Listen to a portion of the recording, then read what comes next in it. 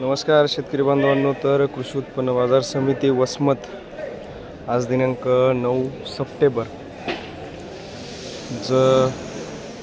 जे काही बीट रखडल्या गेलं होतं NC इंडेक्सच्या कारणामुळं, काही सणासुदीच्या कारणामुळं, तर आज हळद शेतीमालाचे लिलाव होतील। तर वाहनं खाली करणं सुरू आहे सध्या।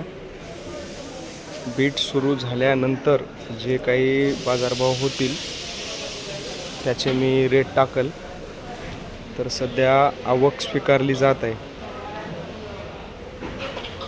हा 1 नंबर हॉलमधील माल आहे। 2 नंबर हॉलमध्ये पण वाहनं उतरणं सुरूच आहे। मालांना डंक सुरू झालेले आहेत, पाहू शकता डंक आहे या मालाला।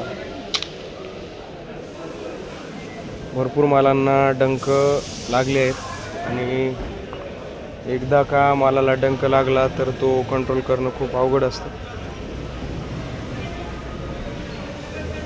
तर ही आवकची सध्याची परिस्थिती आहे।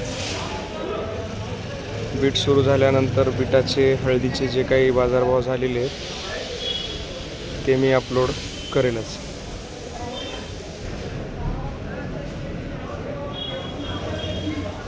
धन्यवाद शेतकरी बांधवांनो।